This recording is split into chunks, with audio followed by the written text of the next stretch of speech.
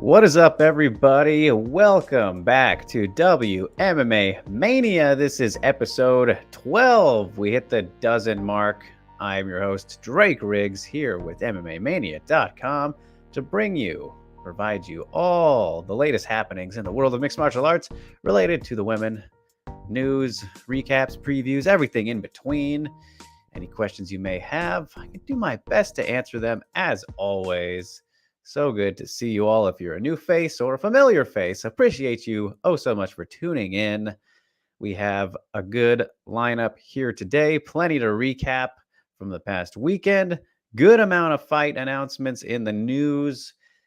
And some stuff to preview as well, whether it's on the UFC card coming up, UFC Vegas 55, or there is one bit of action on one championship, 157. They're doing the numbers now. They've decided to go away from the creative names. It appears they must have run out of ideas for the titles of their events. So they're going to go by the number system. And this would apparently be, according to them, the 157th main show, I guess you could call it. But we'll get to that when we get to that. Before then, you guys, don't forget to like, share, and subscribe. Hit that notification bell if you are subscribed. All that good stuff really helps out the channel and the site. Everybody here, so much. Just a simple click. Appreciate it greatly. And you won't miss a darn thing coming from MMAmania.com, whether it's our YouTube channel or the website. Plenty of good stuff always for you to digest and get your MMA needs from. But all right, how are we doing, everybody? It is good to see Mr. Yakitori.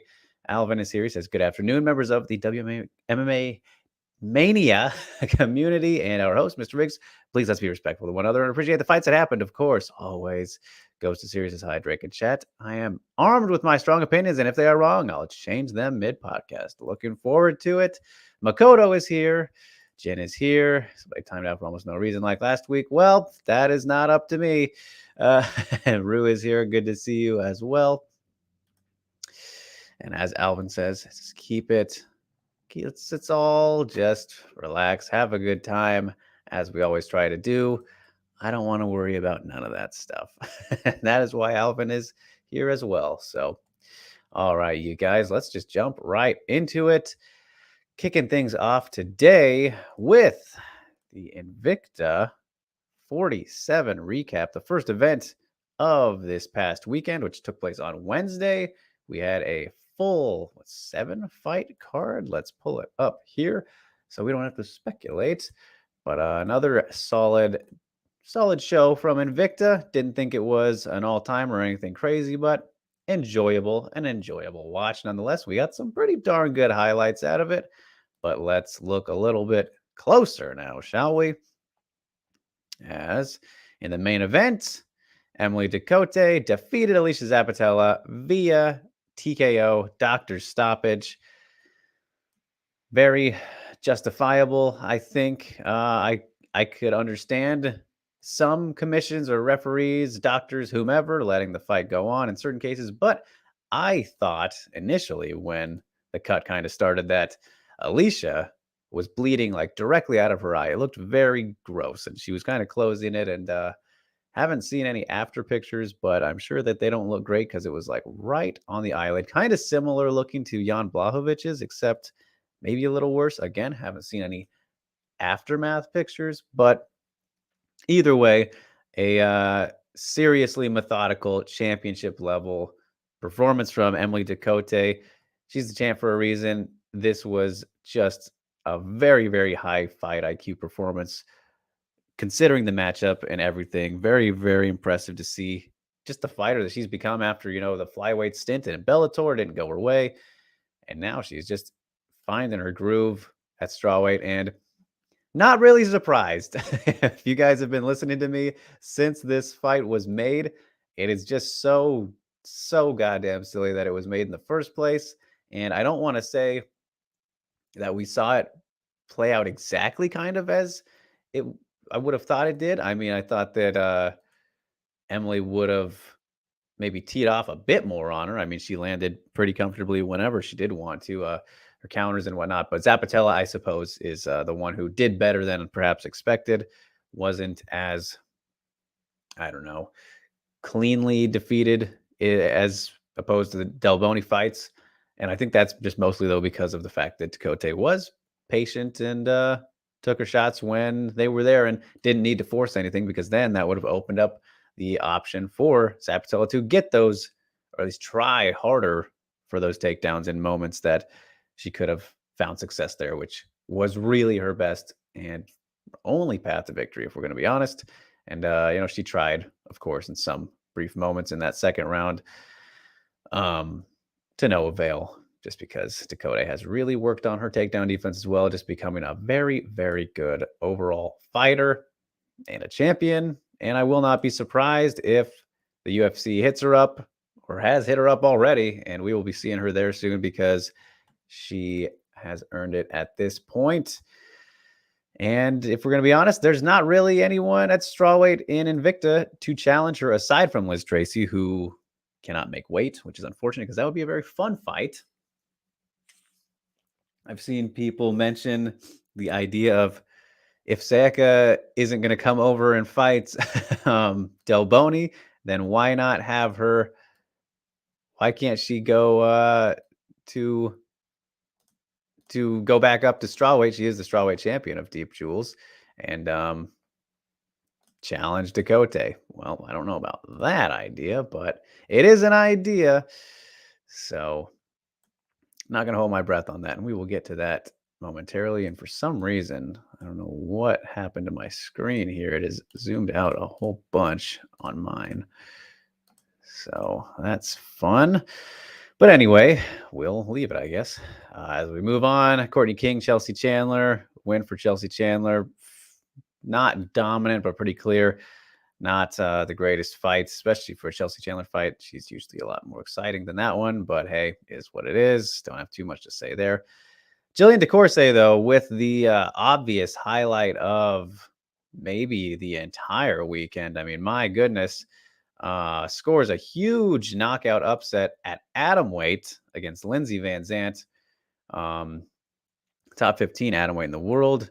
And Jillian DeCourcy put her out cold in 61 seconds with just the nastiest chef's kiss of a right hand there that you will ever see, followed up with some vicious Mike Russo hammer fists. They were more vicious, if we're going to be honest, but if you know that meme, then you know.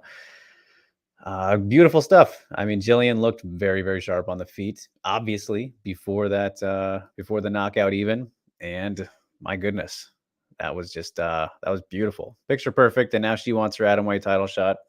And I mean, I guess why not? If you can't, again, if you can't do anything crazy with the rising fighters, then Jillian absolutely makes the most sense. And still trying to get her on the show. Looking at next week, we might have our special guest, Jillian DeCourcy, and what timing for her to come on the show. Potentially next week is what we're looking at, because she is enjoying kind of the celebration in Texas right now, I think. So congratulations to Lionheart Jilly Bean. She's got 2 nicknames. How wonderful. Fantastic knockout. If you didn't see that, definitely go find it. It is on Twitter. Liana Porosine defeating Janessa Moranjan. My goodness, what a fall. A quick, short fall from grace, I suppose, for Janessa. Liana looked very good in this fight, very sharp on the feet, was just kind of flowing out there, seeing everything, moving well, landing at length, at range, if you will. Janessa got, better as the fight went on, but just ultimately couldn't overcome that. And I really do not know what she does from here. I mean, took all that time off, looked better than kind of the previous performances, but still not the same that we were used to seeing on her come up. So good win for Porosine. Serena De Jesus, a former guest on the show in the WMMA Today days, of course. Took out Brittany Cloudy. Pretty solid performance there from Serena. She wants her title shot as well, and we will get to that bit of stuff in the news. But another solid overall performance from Serena, and what she's on a 4-fight winning streak, apparently, according to her. Let's just look, huh? Because I know she's been winning, obviously, but How long? It is 4 in a row. All right, there you go. Just since Titan, when she lost to Evelyn Martins, who a very good prospect as well in the PFL. And yeah, so 4 in a row. I mean, that's good enough for a title shot, in my opinion. Take on Tanisha Tennant. But again, we will get to that. A very solid performance from Serena. Fatima Klein completely dominated Sydney Trio on the ground. That was, yeah, a little bit of a merciful stoppage, I think, but that was a very dominant performance. There were some 10-8s in that one. Then Lenduska defeated Chang in the opener. All right. Decent card. I mean, looking back on it now, I feel like, yeah, that was maybe better than I gave it credit for. But yeah, and it's never a bad time with Invicta. Let's put it that way. So that is for sure. All right. Scott is here. What is up, sir? Ghost says this was not a good matchup. Talking about Dakota and Zapatella. Yes, we knew that. We all knew that one going in. And Ghost says we talked about this on DMs, but he's out versus Dakota. That's exactly what I mentioned there, and so kind of already covered that. Possible, but I mean, she's so mixed up right now. So not mixed up, but like she's got all these obligations as the Rising champ now officially, and the Deep Jewel Strawweight champion, 2 different divisions. As I told Ghost, I just have a feeling like I know she wants to. I'm assuming, and you know what? I might find out here sooner or later. We'll see. Might not going to say anything specifically, but I just have a feeling she will end up vacating the strawweight title because I know she doesn't want to kind of bounce back and forth necessarily, or at least feels more comfortable in wanting to adjust her body fully to atom weight. So for her to go back up in weight and then stateside, I don't know about that.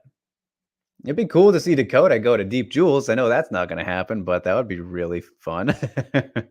I mean, hey, I guess it's possible, but that seems like the least likely of all those options.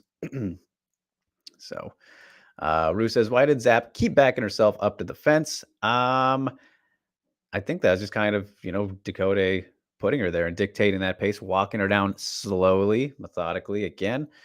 But she is pretty comfortable doing that as well. Kind of Tyrone Woodley-esque a little bit, not to the same effect, but yeah.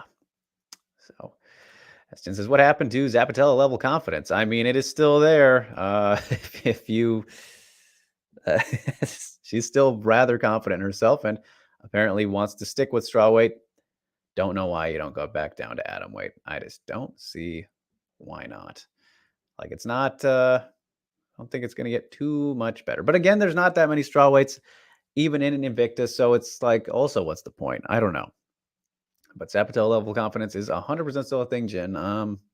She probably doesn't feel like she lost because it was a stoppage the way it was and all that. But we do not need a rematch. Please, Invicta, do not do a fucking immediate rematch if Dakota stays and all that. Just please don't. The fight was not going to get better for her, and she did not. What I think one of the judges gave Zapatella the first round. It was close enough, I think, where you could argue that, but I think they were Dakota's rounds early on. Drew says, make Dakota go to Ryzen. He's always way better because she beat Hamasaki twice, even though it was sad. Just because it was sad doesn't mean it wasn't incredible. But yeah, see, that's like the only thing Dakota could do, though, in Japan is like, well, not the only thing. In Ryzen specifically, and I think I talked to Charlie about it a little bit. Shout out to Charlie Jewett at sogo-kaku.com. Check him out if you haven't.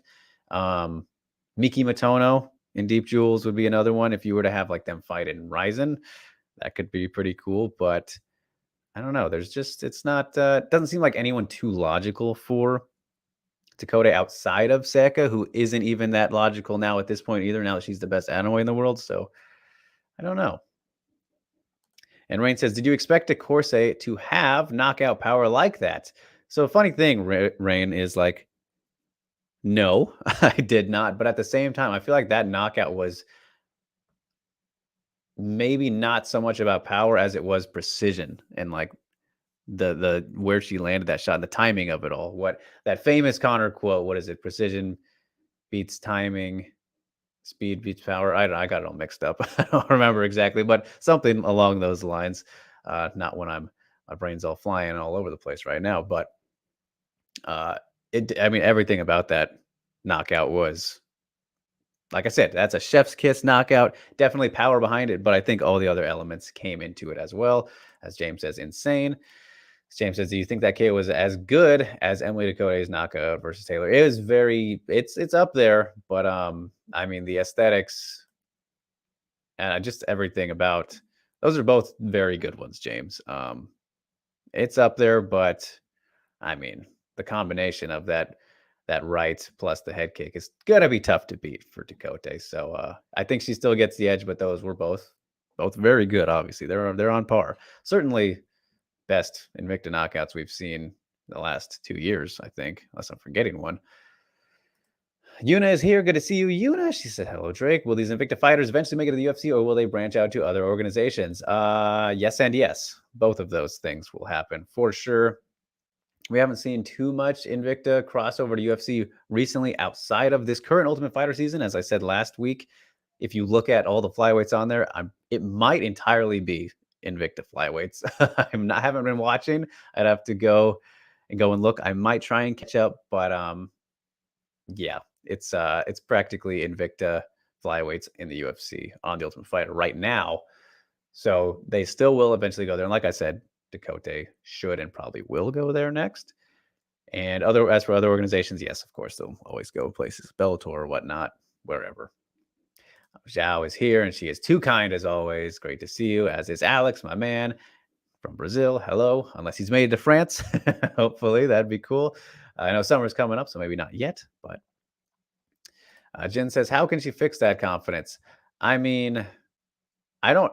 There's the thing about it, Jen, is like, I don't think that when you're that confident, you should lower that or it needs to be fixed, right? But she needs to understand more, at least be more, recognize what is going wrong more, which I feel like has not been the case. Like, it is good. It's a good thing to have that level of confidence that she does, but it's to the point of where nothing's getting better because she doesn't think like bad things have happened. It seems like, you know what I mean? Like the delusion of, all right, I don't need to get better. I still don't, or clear things up. That's kind of the vibe I get. And I, not 100% sure, but she's just so very, very, very, very confident in herself that it comes off that way, that like she doesn't need to make adjustments when that's very, very clearly the case, that she needs to adjust some things and improve her overall game, really. So Mary is here. Ni hao to you as well. Good to see you. Rain says, do we know what happened to cause that gruesome eye injury for Zappatella? Zappatelli, Italian there. I don't think it was. It definitely wasn't an eye poke, I don't think. I think it was just a punch. It was just a good punch from Dakota. Like I said, she is razor sharp these days and just must have caught her there early in the second round, I believe it was. Because if that was between the first two, no, it was in the first round, because I remember they were looking at it and it looked like they were going to stop it, I think, unless I'm mixing up the ends there. But yeah, as Ghost says, position beats speed, timing beats power is the quote that you're referring to. All right, it was precision though. I don't think he said position, but yes, same P words, similar P words. Yes, that's the one. Timing beats power. Okay, yeah. See, I got all the elements mixed up there. But Ghost says, but the more accurate quote from the Book of Five Rings is position and timing over speed and power. Okay. All right. So yeah, Connor said precision. I know for a fact he did say precision instead of position. So that's his quote, obviously. But then there's that one, as Ghost says. Francis, how come I never see Zappatella talking about what she's working on? Well, there could be a reason for that, Rain, because maybe, who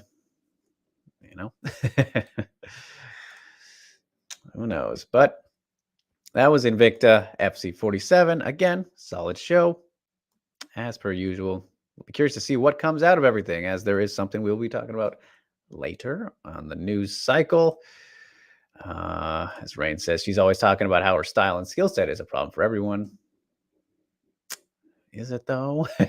Has it proven to be? Not necessarily. So, see, it's that kind of thing. Is we've seen the proof that that's not the case. I just don't know how you don't kind of ground yourself after, kind of these moments and realize, all right, I don't know, not a fighter, right? So is what it is. But anyway, let's get on to Bellator 281, where you know what time it is. Get out your towels, get out your flags. I need something of my own, right? This is all I got. Not good enough. But Kana Watanabe defeated Denise Kiholtz via a second round triangle choke, you guys. My goodness. Didn't see that coming. As much as we love Kana around these parts, she gets the job done. Gets redemption after her first career loss. Not a good one against Liz Carmouche.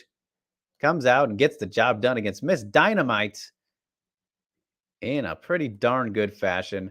Was looking a little bit scary there right out the gate as Kana got clocked immediately, got dazed within 10 seconds. Flashbacks to that last fight. Manages to survive, gets a hold of Denise. And really, that was kind of the story of it, was once Kana got a hold of her, she was for the most part able to do whatever she wanted. And again, they both have their judo black belts, right? But Kana's judo obviously better. But I wonder as well, like how much of it was size and strength, because Denise is the smaller of the two. I think, that was pretty evident. I mean, Kana's just a big flyweight in general, very strong. We've seen what she's done to frying pans. If you know, you know. And if you've just seen her fight, So top control was very on point with Kana. She was kind of just able to flow all over her. It was very nicely done. And I mean, in that second round, right when it started, went for the takedown immediately, going to the legs, gets it. Very nice to see kind of those adjustments from Kana or the additions into her grappling game. Didn't really get to see many, if any, striking improvements whatsoever.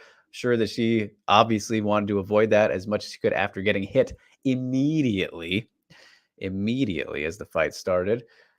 But aside from that, it was looking pretty good there. Aside from as well this armbar in the picture here, which is where this came from, was when Denise was going for an armbar on bottom and kind of lifted out of it and she let go, which makes for a very funny picture. It looks like she's being slammed kind of, but that is not the case. You can always interpret a picture in many, many ways, but that was Kana getting out of the not very threatening armbar attempt. And then in the end, wraps up a wonderful triangle choke, and Denise was standing straight up for that thing. So that again shows you the size difference, that her legs were able to stand right up and still be in a triangle and be forced to tap. Didn't seem like she really knew how to get out of it there. So is what it is. A great win for Kana. Much needed one, especially after that. Like, I don't know if Denise has been finished before. Not that I can remember. Maybe early on. Actually, yeah, I think she probably was early on in her career, her MMA career, but it's been a minute since then, obviously. So that's a good win for Kana. As James says, Kana Army. Rain waves the flags. This ghost says, lovely transition to triangle when Denise tried to underpass from Kana's electric chair. Yes, indeed. Rue says, Kana, he stands. And Jin says, when did you and Ghost know that triangle was deep? I mean, it kind of, I think practically once Denise stood fully up, I was like, all right, looks like that's in there pretty good. Which that's exactly what Ghost said too. I knew when Denise tried to posture up the incorrect way and pushed into Kana. Yeah, like at first I was kind of like, oh man, I don't even think Kana has been in any position ever to show us her triangle abilities. And of course, she's got those nice sturdy thighs to, choke people out with, clearly. So that wasn't something I was concerned about, but just a matter of getting the technique down. And Denise definitely did help her out with that a little bit unintentionally. Of course, she didn't want to get submitted, but yeah, that was probably right when she got to that point there, as Ghost mentions. So good stuff, man. Very good stuff from her. And Alvin says, great win for Miss Watanabe and a great submission. No one got hurt, and that's great for everyone. Indeed. Everybody gets to walk away unscathed. So Rain says, sturdy Kana thighs. Hashtag, let's get that one trending. I'll have to let her know about that. So yes, good stuff there. As we get spam right away, as after I mentioned sturdy Kana thighs, that's hilarious. If you guys saw that, then let me know. Let's get these out of here real quick. I don't know if it's two, but yes. So that was, of course, the big happening from Bellator 281, but there were two other fights as well. In the other flyweight fight that night, Elena Kalianadu, always a very fun name, gets a big upset herself, defeating Kate Jackson via second round TKO at the end of the round there, 4:53. And what a great shot that is. My goodness, right on the chin there. Kalianadu with her second Bellator win in a row. Maybe not in a row, but I know it's her second Bellator win because there was that point where all of her losses were only in Bellator, but now she's looked very good in this fight. And I mean, Elena has a good amount of experience for still being just like a 23 or 24. I mean, man, and she's fought some pretty good opponents in Bellator, but in this one, it was a pretty clear experience difference, not just in age, but people that they fought as well. And Elena looked great everywhere in this one. Sharp on the feet, was able to, out-grapple Kate Jackson, which isn't crazy. I think Big John might have said on commentary that Kate Jackson was a grappler, which that is historically not true. As much as I don't dislike Big John's commentary as much as I know most people do, but that was just not true. So, Elena, though, overall, this was a very good performance and, showing some real promise. Record might not be the prettiest at the moment, but you look at what she's turning. If she can continue putting together performances like that and grow off of it, my goodness, we could have a future fighter to definitely look out for. So that was a good one. And thank you, Alvin. Look at that. He's on it. So we've never gotten that kind of spam bot before. Very funny. Very funny. But Jin says only the Kana fight was the important one for me. Hey, totally understandable. And as I said, we didn't even break these ones down last week. So, and Eunice says, is there an inside joke about Kana that I'm missing? Not necessarily an inside joke, but an internal, I don't know. I don't want to call Kana a meme, but it goes back a little bit, Yuna, yes. But we're all strong supporters of Miss Watanabe, and she's great. And shameless plug, still go check out the interview I did with her before the fight. Still good fun. Talked about all sorts of things. So, yes, that was the other flyweight fight. And then also, I didn't see this one yet, but Cherapenko defeated Lanchana Green, which that doesn't necessarily surprise me. I do like me some Cherapenko, so I will go back and watch this one. Maybe today, this week, eventually. But 29-28 and then 230-27. So Cherapenko keeps on rolling as well, getting momentum in Bellator. So that was the action we saw there. And I'm sure someone can explain to Yuna, talk about Kana a little bit more if they would like. As James says, Big John is objectively wrong most of the time. He talks about UFC 1 when Pitbull versus Chandler was happening. That doesn't bother you, Drake. Well, I don't remember that. I really don't remember that. And I don't even know, like, do you remember what he was comparing or why he brought it up? Like, I don't hear him do that stuff very much, honestly. But again, the thing that I like about Big John is the fact that he knows what he's talking about when it comes to rules and scoring and that kind of stuff. I appreciate that because he's the most notable judge referee by far, judge slash referee officiator who does commentary, right? Like Frank Trigg would be one as well. But I mean, it's still Big John helped make the rules. Like you can't beat that. Everything else, though, you can have your feelings about. Again, I don't think he's the best or anything, but I appreciate his legitimate knowledge when it comes to that kind of stuff. So, yes. And Rain says, that the first time we got that type of spam that I can remember? Yeah. Used to get them on the replays of the show, but never live. So that was a first. That was a first. As Ghost says, get Herb Dean to commentate Bellator, so they both have bad commentary. Ooh, no thanks. No thanks. Even though for some reason I feel like Herb would be okay. Just from having listened to him on JRE a little bit, not a full episode, definitely not. But he comes across as a decently well-spoken guy, even though I've seen some other interviews where he I haven't agreed with some things he said, but let's not get to that. We could go down a rabbit hole as we move on to UFC Vegas 54, which was pretty, these fights all have some good talking points about them. And we'll start off with the fight of the night. They got the bonus here, and Caitlin Chookagian's first performance bonus, or first bonus in the UFC, which that's pretty wild. Good for her. As she defeated Amanda Ribas via split decision, 28-29 in the other direction, and then 2 29-28s. Very fun fight. Very good performance from Caitlin. Perhaps mostly thanks to Amanda Ribas, whose defense was borderline non-existent in this one, was running into almost all the shots that Caitlin was throwing at will. And I mean, the 1-2 was like a magnet to Amanda Ribas's face from Caitlin. And she was getting some stank on some of those, landed some big shots, busted up Ribas a little bit there. I mean, building off everything on the jab. Maybe not building necessarily, but she was throwing everything behind the jab, and it was working pretty well for her.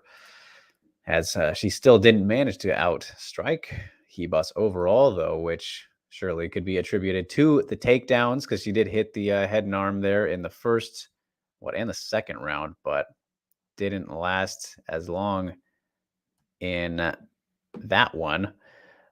But, I mean, not by much, 201 to 230.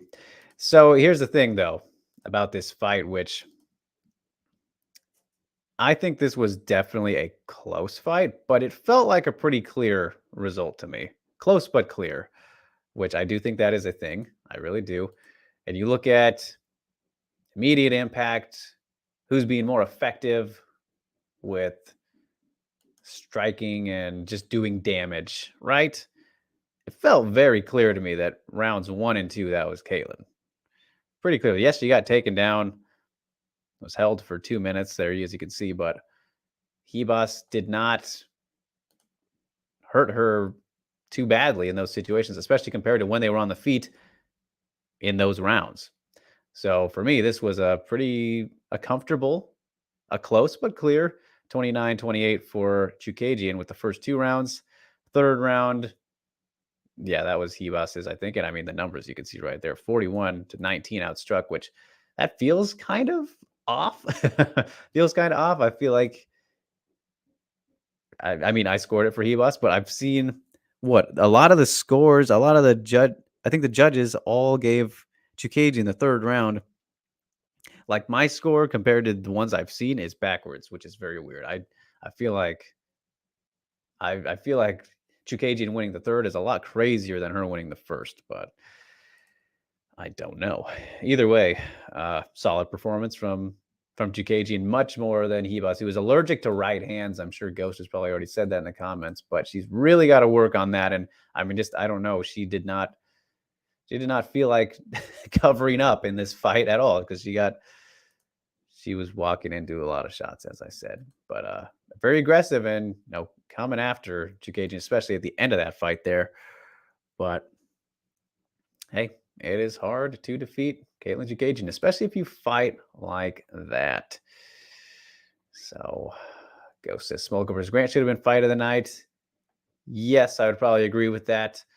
That was kind of a crazy one for sure. These two were the best fights, I would say. He says also performance of the night for Grant. Yeah, I mean, knocked him out on the ground, and then that nasty calf kick, that was very nice.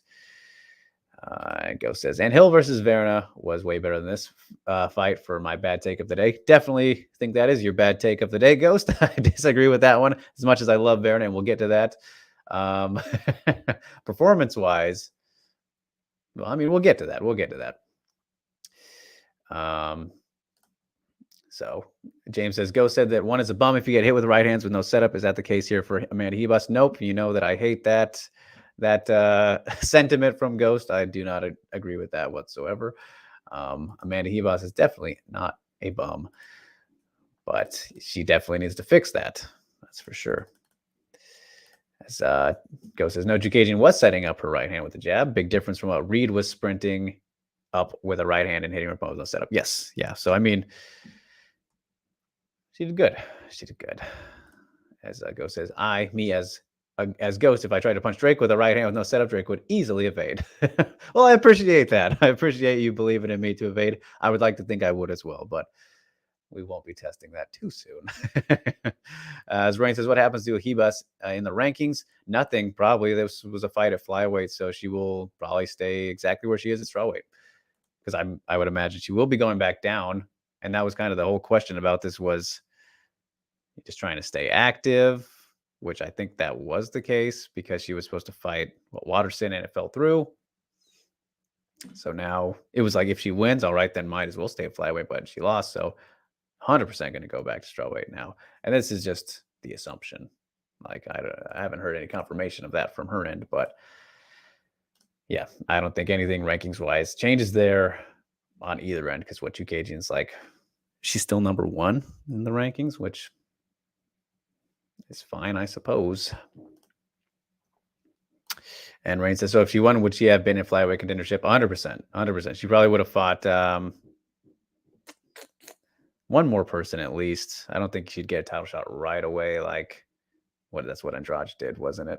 But about one more person. Maybe you could have done Firo, Viviani, who we're about to talk about, Grasso, potentially. Like, depends on timing of things. Obviously, next month, couple weeks here is the fight. But yeah, she 100% would have been in contention.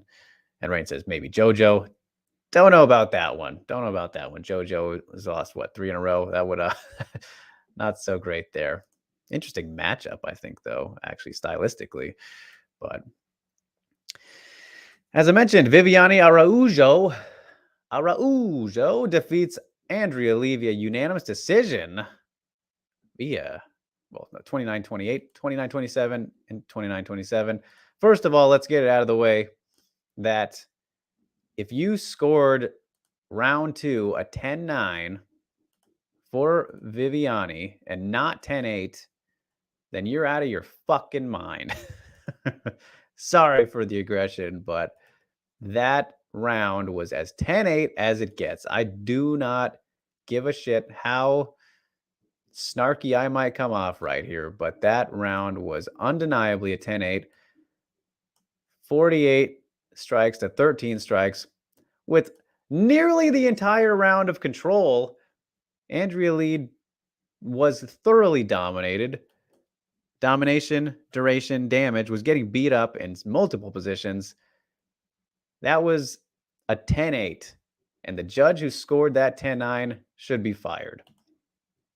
I'm sorry. You do not know how to score a fight. That was ludicrous to me. Absolutely criminal. Makes no sense. If that round isn't a 10-8, then just get rid of 10-8s overall, because that is absolutely absurd. But aside from that, this fight was pretty wild. To start out, Andrea Lee somehow did not finish Vivi after hurting her on the feet. Knocked her down, right? Or at least they didn't count it as a knock. Oh, they did count it. Okay, good. And then followed it up with a head kick that somehow she survived as well. Wasn't as flush as it could have been, but that was very nice from Lee. But ends up getting taken down, obviously, in the first round. Vivi makes a slight comeback, but I mean, the amount of damage and nearly getting finished there in the early on was enough to still give Lee that round by everybody, obviously. And then round 3, Vivi continued doing what she was kind of doing, building off in the second round for the most part. And overall, I mean, honestly, this was the best Viviane Araujo that I've seen. This performance was very, very impressive to me. This was just what we needed to see from her in terms of progression. And I think that the fact she survived the adversity early on kind of was a good thing. Like, of course, you never want to be hit like that or nearly finished, right? But I think it was actually to see that she can get through that because we haven't seen her chin tested exactly in that way necessarily. But we know she's a great striker, very fast, moves well. I mean, she's just good at punching people and kicking people. But in this fight, the way she mixed up her game overall was unexpected, and she did very good with her wrestling, clearly, and going for takedowns and whatnot. It was all mixed together very, very well, and very surprising to me.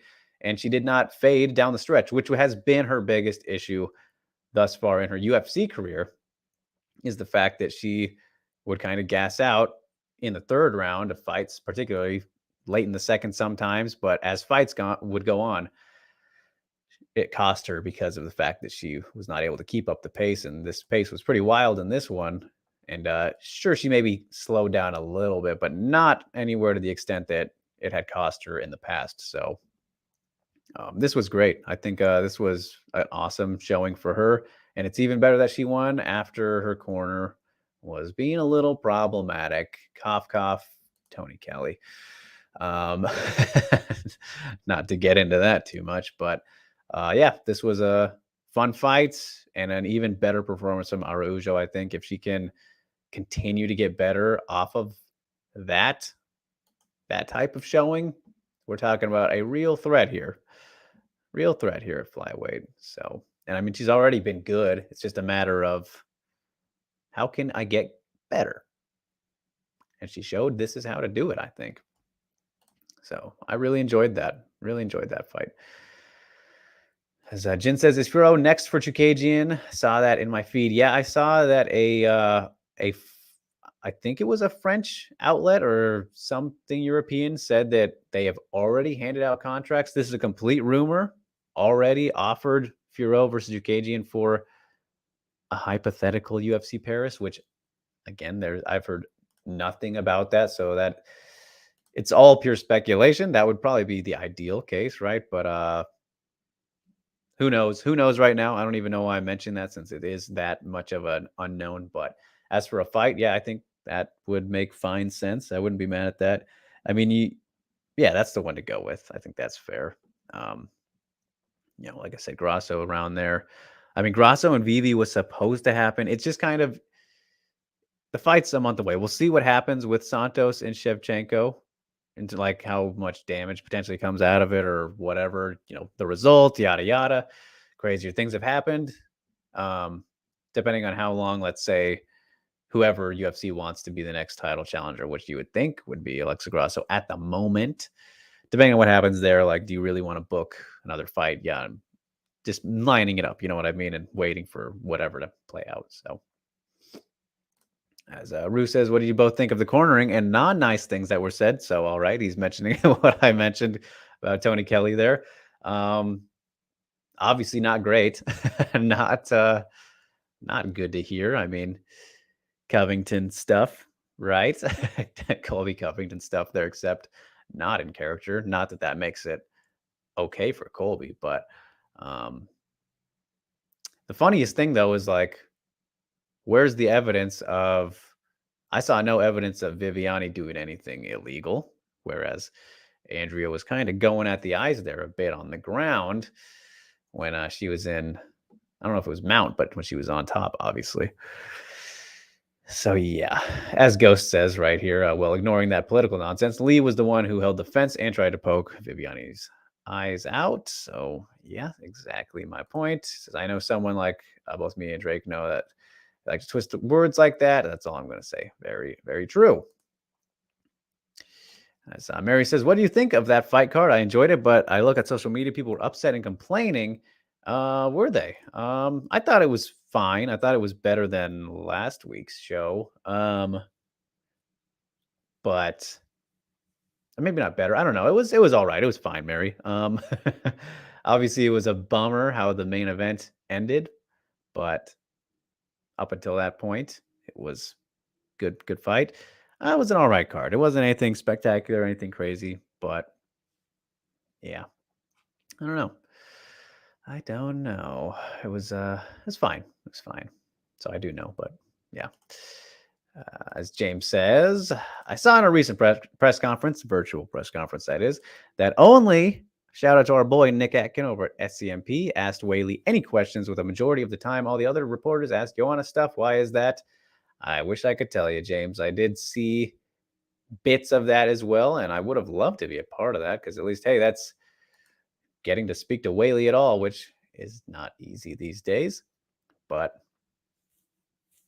I don't know. I really couldn't tell you. Like, we hear from Joanna a lot more than Whaley, so I don't know. That was a bummer to see, though, for sure. Don't quite get it. Don't have an explanation for you. As we move along to what Ghost mentioned, Vianna Jandiroba defeated Angela Hill, unanimous decision, 30-27s across the board. Yeah.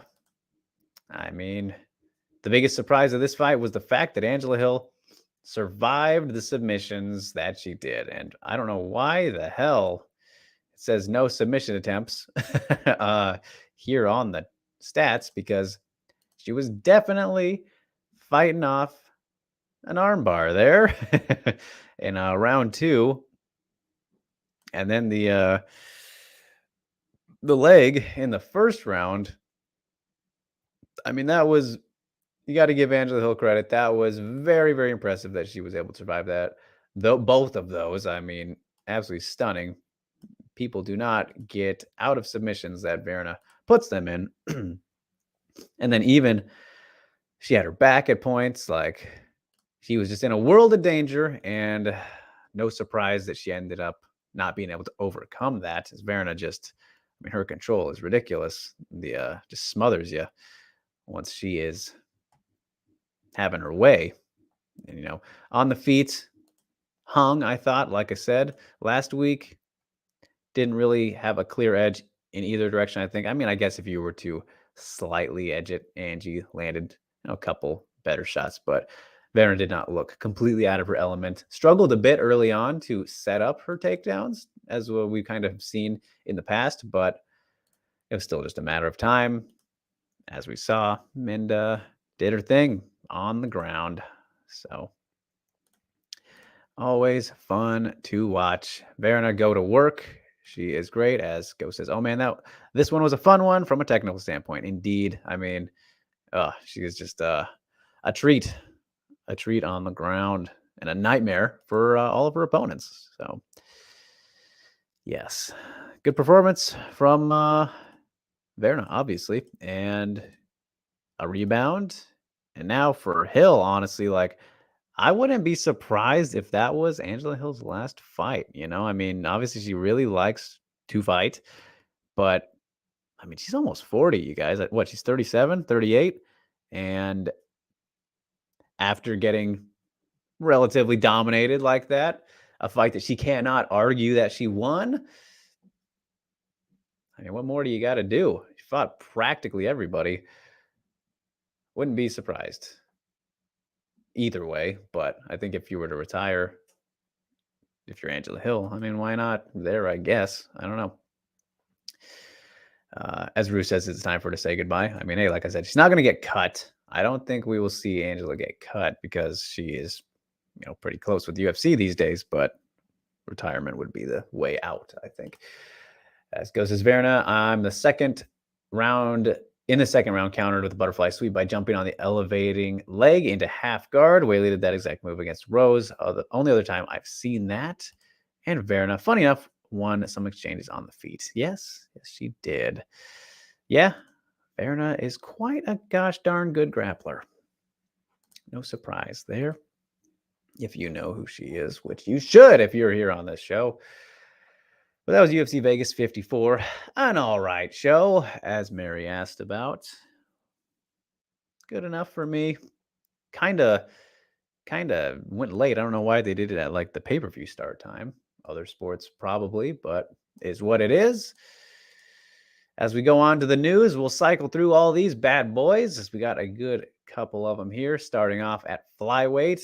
Molly McCann, Meatball, is taking on Hannah Goldie at the upcoming return to London already for the UFC on July 23rd. Hannah Goldie going up in weight. This fight, is very poor matchmaking. Pretty obvious. There's no way around that. Meatball, after knockout of the year against Carolina, gets a strawweight at flyweight at home. You can make your own assumptions there, but this is very odd matchmaking that I don't agree with. Should be fun for Molly for the most part. Hannah Goldie, of course, could always pull something off, but I don't like that one very much, just from a logic standpoint. So we'll move on. That is UFC London, July 23rd. They're going back already, and why not? The last one was pretty crazy. We're curious to see how that shapes out. But at strawweight, Amanda Lemos looking to get back on the horse already as she takes on Michelle Waterson at UFC Fight Night on July 16th. No location for that one yet, but good that Michelle Waterson is able to take a fight again. You know, she was out of the Hebus fight twice, I think it was, and was worried that she might have to hang him up herself. Had some kind of issue going on that she has not, I don't think, addressed exactly what it was, but I'm sure we'll find out at some point. Maybe, who knows? But tough fight, a very tough fight to come back to against Amanda Lemos. And what has Waterson fought since Marina? I don't, if she has, I'm not remembering which fight that was, but this could be a pretty fun one, I think. But again, a tough one for Waterson, especially probably going to be an even more motivated, hungry Lemos after that loss to Jessica Andrade not too long ago. So I'm fine with that one. No problems there. Should be good. Then we go back up to flyweight where Marina Moroz is taking on Sijara Eubanks on the July 9th UFC Fight Night. Kind of surprising-ish matchmaking. Yes, Marina Moroz just getting back kind of into the fold of flyweight after the time away. Got that great win over Maria Agapova. Looked phenomenal there. And she just looked phenomenal at flyweight in general and has a winning streak going. So that's why it's this one's kind of odd matchmaking too after Sijara just got finished by Melissa Gatto. Shout out to Joe Gatto. Practical Jokers, 9 p.m. Pacific time on Thursdays. That's an inside joke, Una, if you want to talk about inside jokes. But yeah, I mean, this should also be fun, but I don't think it makes too much sense. A good test potentially for Marina Moroz on the ground with some BJJ black belt like Eubanks, who doesn't really flaunt it off too much in MMA, obviously, but she does have a jiu-jitsu win over Mackenzie Dern, and I know she'll talk about that at any chance she can get. And then on the feet, though, Marina Moroz is going to be probably longer, despite the difference in the weights of their careers previously. Marina coming up from strawweight years ago, and then Sijara down from bantamweight now these days. Stylistically, yeah, it's pretty. I'm not too mad at it, but matchmaking wise, it's an odd one. It's an odd one for me. As Marina Moroz she's looking good. She's looking good. So then, all right, we stick with flyweight with a little bit of a head scratcher again. A lot of these matchups now that I really look at them here today is kind of like, all right, what is happening necessarily? Or exactly. As Mandy Bohm takes on Victoria Leonardo, also at UFC London on July 3rd. And I think matchmaking wise, this one is actually fine, but it's just, I'm more surprised that Victoria Leonardo is getting another shot in the UFC after, two finished losses, getting finished twice in her first two UFC fights. So this is clearly do or die for her. I guess it could be for Mandy as well after a pretty surprisingly poor performance against Ariane Lipski, her last time out, Violence Queen. The fight IQ in that one was very bad for Mandy. So in this one, if she can get back to what she's used to doing is, beating people up on the ground, I think she could do that against Leonardo. And then even on the feet should be closely contested enough. But matchmaking wise, I think this one is fine. If we're, generally that's what we're talking about here with the news. It's like, does this fight make sense? I think this one makes all right sense, but it doesn't for not that it doesn't, but it's surprising that Leonardo's getting a third shot. Good for her. Great to see. Back against the wall. That makes you the most dangerous fighter in many cases, I've always thought. So we'll see how she performs out there in front of the London crowd. So not too far for Mandy to have to go from Germany, right? I believe she still lives in Germany, from Germany. Then we move up to bantamweight with this should be a pretty interesting one. Stephanie Egger is taking on MBS Mayra Bueno Silva on the August 6th fight night. So there we go. Mayra just had that one with Wu Yanan. Stephanie Egger submitted Jessie Jess. Pretty flawless performance by her. Yeah, I like this fight. I think this one should be good. I mean, they're both, Mayra's still new to bantamweight. Stephanie Egger newer to the UFC. Both trying to climb up the ladder, and they're gonna have to go through each other to get higher up. So no problems with that one. I think that should be a pretty fun fight, actually. So on August 6th, got a ways to go for it, though. And now we get to the rumor mill a little bit. We were hinting at earlier from the Invicta talk as we go to the bantamweight division again. But it is rumored that Tanisha Tennant will take on Olga Rubin at Invicta FC 48 for the title on July 20th. And I guess I shouldn't say rumored. I do trust Mark. Sorry, Mark, I'm forgetting your last name, but he's the source here who put it out and is generally in the know with these kind of things. But he's the only person who has said anything about it so far. But trusting him here, that Tanisha Tennant versus Olga Rubin bantamweight title fight, Invicta FC 48. So Serena De Jesus getting the shaft big time here for Olga Rubin, who is a former Bellator featherweight title challenger. Made her debut at bantamweight in her last fight, which was her first fight since leaving Bellator after the loss to Julia Budd in the title fight. And then Sinead Kavanagh beat her. And then she got a win over a Brazilian, I believe. I'm forgetting the name specifically. But Olga Rubin coming right in, getting the shot. I don't necessarily hate it. I mean, it doesn't make a lot of sense. Like, if we're going to talk about the sense here and all, and Serena De Jesus is on a 4-fight winning streak, it makes a bit more sense there. But Olga Rubin should put up an interesting fight, and at bantamweight. All right. So that's that. And then as for the last order of business here on the news lineup, the news docket, at strawweight, Yasmin Yaraguay from Cambache has signed with the UFC, and she takes on Estela Nunes. UFC Fight Night on August 3rd. And there we are. Yes. So a very good addition to the strawweight division for the UFC. 8-0, Yasmin. I believe she was Combate America's champion. And taking on Estela. So, yeah, I like that one too. There's nothing wrong with that. Excuse me. Nothing wrong with that. Good introduction fight for her against also a relatively newer fighter to the UFC. It's a good one.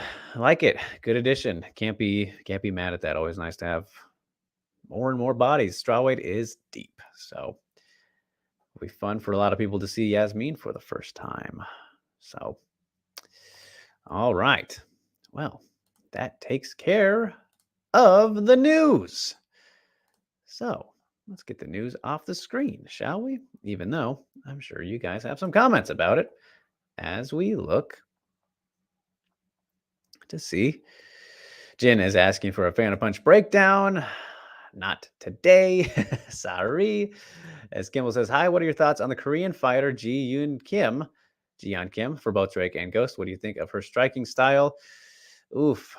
Well, Ghost says, I love that style. where she is slow but able to connect due to good position. Then she runs into Alexa Grasso at speed and understands position and gets dominated. Yeah, it's a weird thing with old Kim. I mean, yeah, Ghost summed it up pretty much there. She's quite slow, but can get in good positions there and do her thing. But it is not. She's not going to go very far at this point, unfortunately for her. As James says, why does Lemos get a favorable matchup like that? And he says, I beat him to the plug. Had to get you there. So why does she get a favorable matchup like that, though? I mean, it's just a matter of where they are in the rankings, I would say. Like I do think it is favorable, but it's not like it's not going to be a walk in the park. I don't think Karate Hottie's never going to lay down for anybody necessarily. So just a matter of where they're ranked, I think. Coming off the loss for Lemos, not exactly sure what exactly her number is, but I know Waterson is around her. As Ghost says, Sarge, the other flyweight queen. Hey, she could have been champ. Literally could have been champ. Serene says, do you think that Waterson can take Lemos to the fence and take her down? Waterson is bad at striking, but is good with her takedowns, and Lemos gets backed up easily, like Ghost said last time. So I don't think Waterson is bad at striking necessarily. I mean, you could argue she's regressed since maybe her atomweight days. I think that's perhaps fair. I mean, she throws some kind of tricky, wild, unique strikes, I suppose, but they're just kind of thrown out there sometimes. So her striking has, I don't know about regressed, but it just doesn't work the same as it used to, I suppose. But can she take Lemos down? Of course, I think Karate Hottie is definitely good enough to, manage to grapple with most people. And somebody like Lemos, though, will be tough because she's also not too bad at grappling and gonna have the size advantage. So, and he says that Lemos does get backed up easily. So we'll definitely see an attempt or attempts from Waterson trying to do that, I think, even though she's pretty comfortable at keeping distance. Wouldn't be the worst plan of approach from her. So we will see. As Alvin says, all such fantastic fights. Wishing all the fighters good health and a good performance when they fight. Attaboy. Sharon is here. Good to see you, Sharon. As Melanie is here as well. So hello, I was watching the UFC this weekend. How come they are not promoting Zhang versus Joanna 2 for UFC 275? That seems like a huge rematch with title implications. Why not promote it? Well, you are right about that, Melanie. But it is the third fight under 2 title fights. UFC generally does not go too promotionally heavy on the fights below the co-main event unless you're a Diaz brother, unfortunately. So that's just the reality of the situation. They do not care. Ghost says, still love Ji Yun's style, even though people don't like her, just because I know people like that and can perform well despite her shortcomings. All right. And Ghost says, throwing kicks at air is not good strike, in my opinion. Yes. Well, I mean, that's definitely not. But other than that, Melanie says, did the UFC mess up there? Well, I mean, of course, I think it's silly not to promote those kind of fights, no matter the situation. So yeah, missed opportunity for sure. And I'm sure they'll have a tiny bit of time dedicated to it in like the UFC countdown for 275 at like maybe not the end, maybe the end or the beginning, just judging by how they kind of do those things. But either way, not enough, of course, for why not just get crazy with it? Let's really sell this bad boy. But they just don't need to, I guess, in their opinions. So that's what we're left with as we move on to 157 preview for this one with one fight at the 115-pound atomweight division. Asha Roka takes on Elise Anderson. Shameless plug. I did speak with Elise Anderson ahead of this fight, and that interview will be dropping at 2:30 Pacific time. So today, that'll be out in a matter of an hour and a half or so. You can catch that here on MMAmania.com, as she gets ready to face Asha Roka, who is coming back off of a 2-year layoff, right, against Gina Inyang, where she lost. 2 years and 3 months it's been since she last fought. And before that, had the loss to Stamp. So riding a 2-fight skid, her only fights in one. So she's looking for her first one championship victory, as is Elise, who had the loss to Itsuki in her debut, part of the Atomweight Grand Prix. Got stifled early by the grappling and judo of Itsuki, but then came on strong in the third round, almost put her away with a clean knockdown that she had in that third round, and was unable to, obviously, but made it interesting there for a minute. And now kind of growing more into her own. She's trying to, anyways, up a weight after being in a 105-pound real atom weight in Invicta, making the adjustments and whatnot. Should have the size advantage here over the 23-year-old Asha. So she started her career pretty young, as you can see. Don't have the reach. That's all right. We know more about Elise. We've seen more about her. She is not a bad grappler, actually. Like, if you remember, what was it? The Stephanie Alba win. That was a flying triangle. I know it says just triangle, but she hit a flying triangle on Stephanie Alba, and it was pretty crazy. So she is capable of doing kind of things like that, despite, I don't know if I'd say her striking is better than her grappling, but she's not bad on the feet, obviously, as once she let her hands go in that third round against Itsuki, was able to do some damage. And Asha Roka is nicknamed the Knockout Queen, but honestly, I don't recall seeing any of her career prior to one in the SFL, that's India's league, right? The Super Fight League, is that what it was? Bob Sapp fought there a couple times, but it's been so long too, 2 years since she last fought. I don't really remember exactly how she fights, to be completely honest, but regardless, no matter how it is, Elise Anderson should be favored in this one and likely to win, just because of what we've seen out of her and her well-rounded nature and the ability to throw up kind of submissions like flying triangles and whatnot. So, and then to be able to do damage on the feet like she did against Itsuki. And I mean, she hung in there pretty decently with her as well. And we talked a lot about that in our chat. So you can check that out later today, as I said, kind of get a better glimpse of what she's been working on for this one. So yeah, should be a fun fight. Singular fight there on the 157 card. That feels very weird to say 157, 157. Let's put it that way. But that's the only one they got going on, and can't be mad at 115 pounders either. So James says, I know a lot of people I know that are hyped for Zhang versus Vianna too, and they are just casual fans. I mean, hey, any casual who saw that first fight is gonna remember that first fight. And James says, maybe the UFC knew that already. Good point. So kind of what I said. As Jin says, why is one using numbers instead of the weird names like Last Stand, 1X, or Firelord? Firelord was not ever a name, was it? Because if it was, that's absolutely hilarious. But yeah, like I said at the beginning of the show, I don't know if you missed that, Jin, but I noted on that they must have run out of crazy names for ideas for the names. 1X, I mean, that's 10, right? In Roman numerals, X is 10. So that one makes sense, and is actually not that out there of a name like Fire Lord, which I hope that is real. If not, they should use that one at least once, because it's absurd.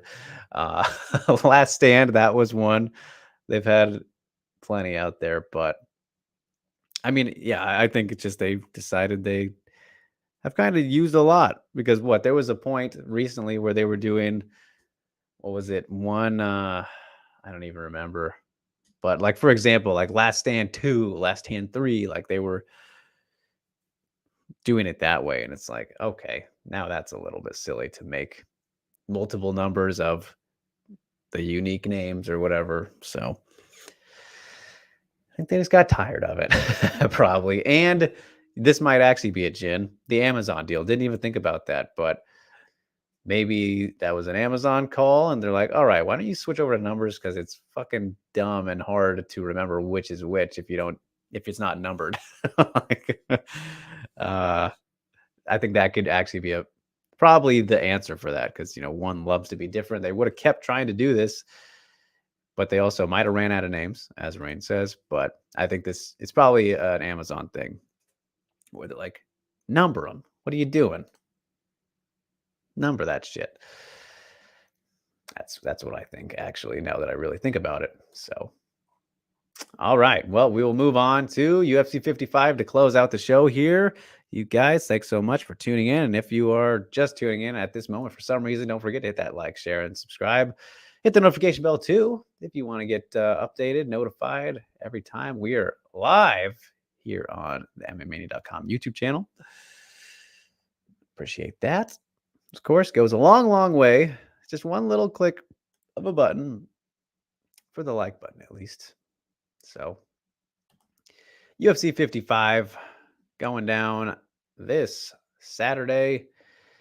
And we have 2 strawweight bouts and a bantamweight main event. So we'll start off with the fight I know Ghost is most excited for easily. He cannot wait to see Sam Hughes versus Elise Reed.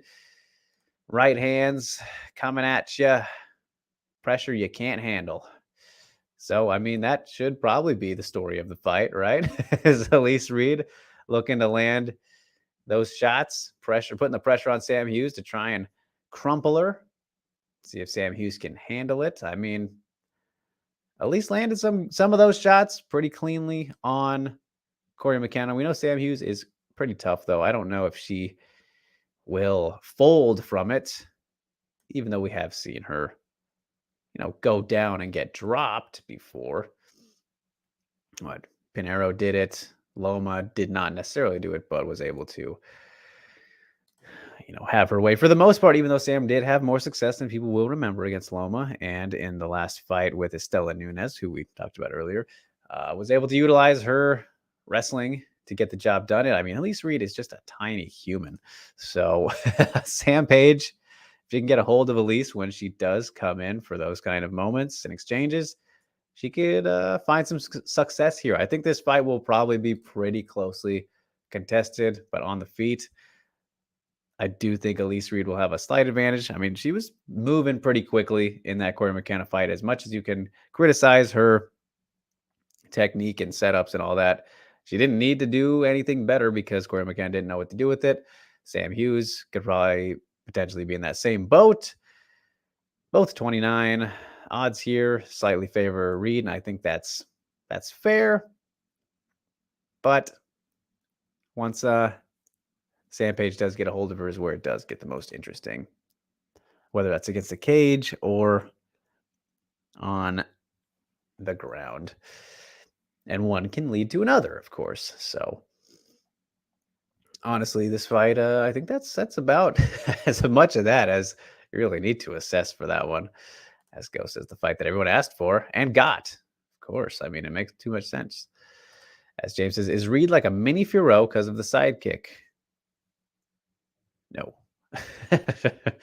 No. Rain asks for a ghost rant next week. You'll have to tune in next week and find out. Next time on Dragon Ball Z. Scott says, I'm wagering Reed by decision. Fair. Yeah, I don't expect to finish. I don't expect to finish in this one. That's for sure. So, yeah, I mean, let's just move right along. I don't have too much to say about it. But should be entertaining in some fashion for whoever. Get your rocks off on whatever you want. But hey, again, I do think that is a matchup that does make sense, actually. I'm not terribly upset with that matchmaking. They're both kind of still trying to find their footing in the UFC. Sam more so than Elise. Quick turnaround for her, though. I mean, she fought Estela pretty recently, that fight was. So yeah, we'll move on to Pollyanna Vianna versus Tabitha Ricci, though, at strawweight, which this one's pretty interesting, I do think, especially if and when it goes to the ground, because I feel pretty confident that's going to happen. Both talented grapplers. Tabitha, I believe she's a black belt. I'm not sure if Pollyanna's a black belt. Very well could be, but I hadn't realized as well that I was surprising to see the odds here too. Actually, um, it's been what, over a year since Vianna's win over Mallory Martin. Surprising there. And I mean, the thing with Pollyanna in the past has kind of been her own fight IQ biting her in the ass a little bit, if you will. The Hannah Cyphers fight, which she should have won. That actually, I dare say that one was a robbery. I dare say that fight, I think she definitely won that one, but got a little comfortable, I guess, on her back. The Macedo one, that was a poor fight IQ moment. Got a little bit aggressive following Macedo, getting caught a little bit. But then both of her wins are poor fight IQ moments from her opponents in Whitmire and Martin to kind of play with the fire on the ground with her. And then Tabitha Ricci, of course, had that short notice flyweight beating against Manuel Fiorot, and had the Maria Oliveira win her last time out 6 months ago, which was a solid performance. I mean, started right out the gate with a failed Imanari roll, which was pretty funny. Then after that was very aggressive, throwing very looping wide right hands that sometimes connected with some decent power. And sometimes they didn't, because they were pretty obvious to see coming. And Maria Oliveira, who is a lengthy individual, somehow didn't pick up on it. Got some good, variety in low kicks from Ricci in that one. Went outside more than inside. And when she did go inside, she didn't have too much commitment on them. They were kind of feelers out there, kind of slappy, little slappy ones. Nothing that ever knocked Ricci off balance. She actually got her stance switched by inside low kicks from Oliveira more than she was able to do herself. But when she committed to her takedowns, whether it was a double or a single, she timed those pretty well, was able to get Oliveira down. Like when she was getting rushed, she countered with the takedowns pretty nicely. That was good to see. And then on the ground, she's pretty good at controlling and having her way there with her BJJ background. So in this fight with Pollyanna, we're curious to see how aggressive she is, because Pollyanna, as we've seen in the past, does have some knockout abilities and, decent striking, but I think probably more dangerous on the ground. And then against someone like Tabitha, who can, at least should be expected to hang down there, makes it an interesting little chess match, potentially. Again, it's been a while since we've seen her. I don't know what she's been up to, if she's been injured or whatnot, so that could play a part. So can't get too crazy in that regard. But yeah, I think this one is pretty interesting. As Zhao asks, will you be interviewing Whaley soon? I saw an hour interview on Migu about a few months ago, but haven't seen much else much since. Do you know why? Well, Whaley is just hard to get in contact with these days. Ever since she became champion, Zhao, it has been tough. It's been very tough because, well, obviously the status, and then Sucker Punch can be a little tough to work with sometimes, just in terms of hearing back from them, unless you're with a big outlet. And then even then, I'm sure it depends on just who you are, but they can be a struggle. And now Whaley, I think, just might not care to do too many. I would love to, and I've been trying. Not that hard recently, because it's like, how much more can I do? Like, how annoying can I possibly be? I don't know if that helps. So I'm kind of at a standstill, and we're running out of time. So I don't know, Zhao. I would love to. I would kill for it, but doesn't look great at the moment. So Zhao says, your interviews are very conversational, so I enjoy them very much. I appreciate that greatly, Zhao. That means the world. I try my best to make them that way. So yes, that means a lot. And So it would be very cool to sit down with Whaley again. As Jersey is here, coming in late. It says, "Hey, I saw Pollyanna at the hotel lobby, UFC 248. Did she fight on that one? Was this Whitmire? Was that on 248? No, that wouldn't have been. A year and 8 months, maybe, if my math is correct. Why don't we look? I don't remember. As the spam comes in. No, she just must have been there. All right. Either way, looking forward to that one. He says, I don't think she fought because Whitmire dropped out. Right, that's right. It was supposed to be there, wasn't it? So, but anyway, with that in mind, we'll move on to the main event of the weekend. Holly Holm is back. She takes on Ketlen Vieira. Fenomeno. Right? Yes, Fenomeno. Yes, I said that right. Here at Bantamweight. Looking forward to this fight. 5 rounds of action, if needed, as they say. It's the return of the preacher's daughter at a minus 240 favorite. Seems a little bit steep to me. Understandable. It's fair. It's been nearly, wow. It's been actually nearly 2 years since that Aldana win. I didn't think it was that long. Geez. So Holly's been out for a hot minute. She is 40 now. Stats here about the exact same, virtually identical as one Mike Goldberg would say. 5'8", 69 to 68. And last time we saw Ketlen, of course, was in that great Misha Tate victory. Looked awesome in that one.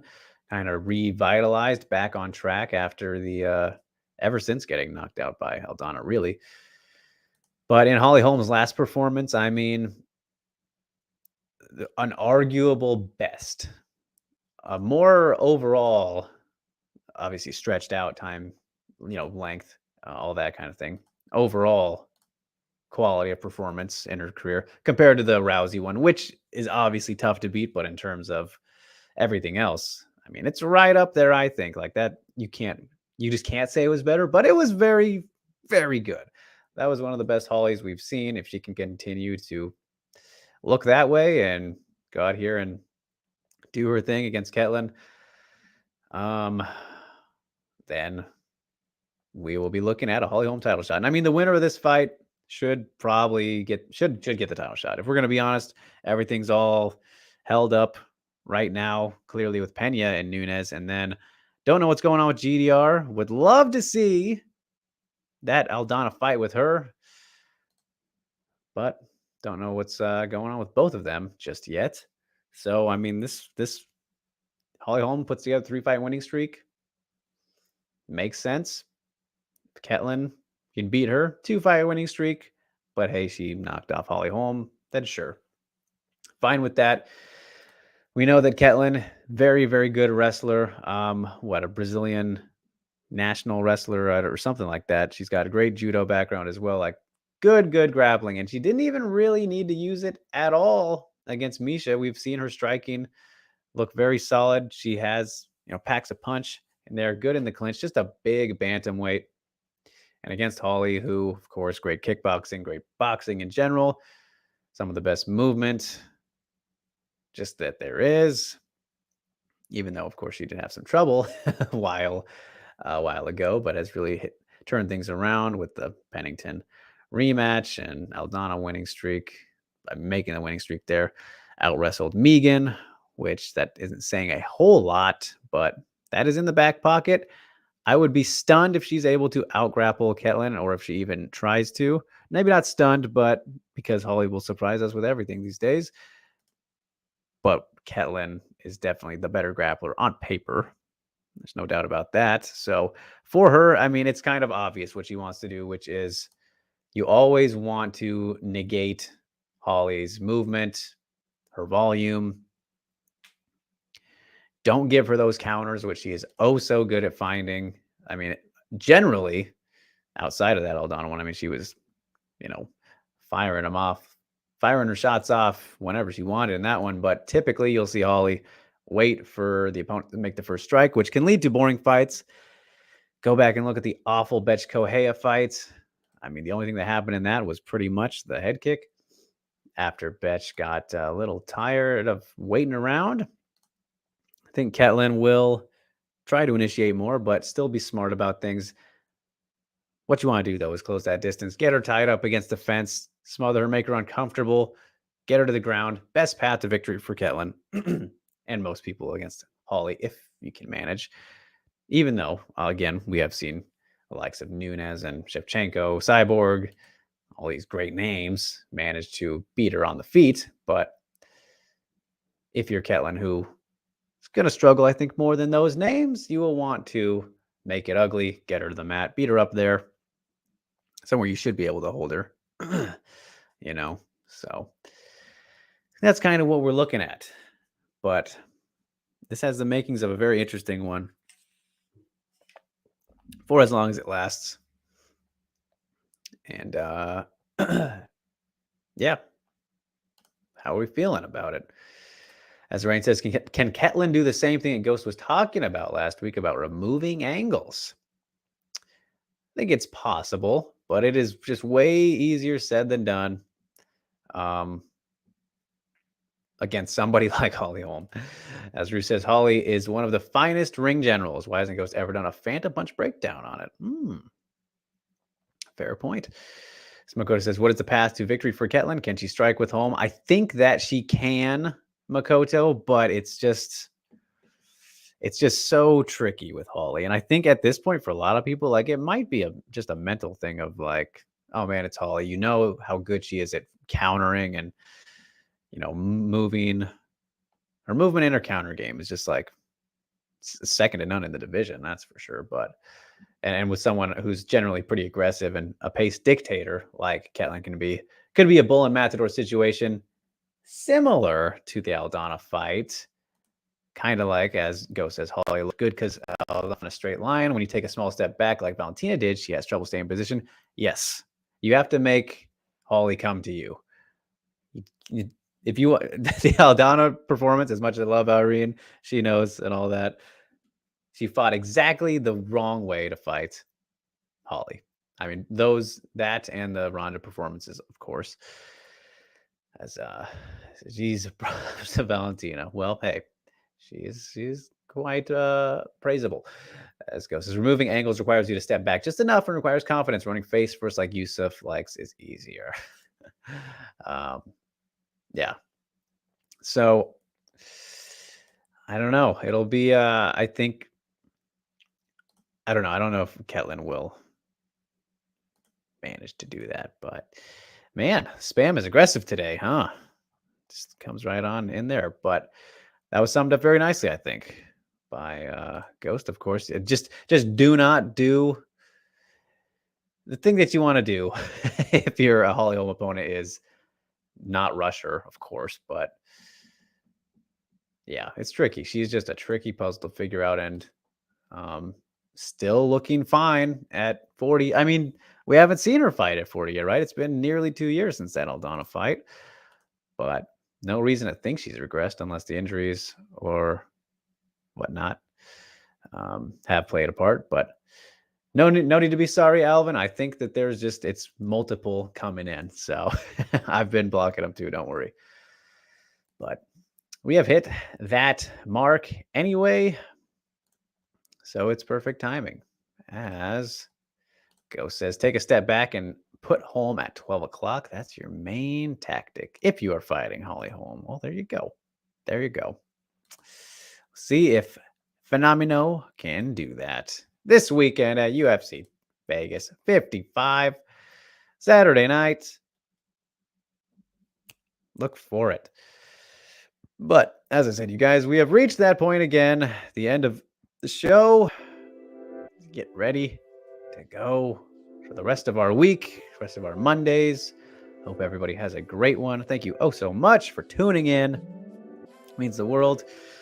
Don't forget to visit us on all platforms, MMAmania.com, the website, Facebook, YouTube, Twitter, Instagram. I think we got it all. All bases covered, of course. providing you with everything you need in the world of mixed martial arts. Like, share, and subscribe. Video, hit the notification bell so you know when we're going live, even though it's always the same time, 12 p.m. Pacific time, every Monday, unless something changes. And then follow me on Twitter at DrakeRiggs_, as well as Instagram if you want. If you want to get updates, potentially anything that I'm talking about or my life, whatnot, they'll be there. So, as for the shameless plugs, you guys, I did mention the Elise Anderson interview coming out in an hour, roughly. It'll be here on the channel as well as the website. You know where to find it. And I also spoke with Vanessa Demopoulos last week, and that will be coming out on Wednesday. Vanessa taking on Jin Yu Fry on June 25th in Vegas. It should be. That's what everybody is saying. That's what she is believing as well. Very fun, energetic interview from the little monster, Vanessa Demopoulos. So tune in for that one. Gonna be a good one. And then I'm getting ready for Broaden Horizon, episode 15 production to start this week as well. Got some good guests lined up. Look forward to that. Maybe we talked about one today. I might have hinted at it if you remember, or you can go back on the replay. Either way, appreciate you so much, you guys. Plenty of stuff coming as always. Enjoy the weekend of fights. Enjoy the weekend and the week. Everything in between. Just do your best to find satisfaction, peace, and happiness in your lives with all the crazy things going on these days in 2022. My, oh my. What a time to be alive, you guys. All right. Until next time, I will see you then. As we always say, stay safe and stay sane, my friends. Peace out.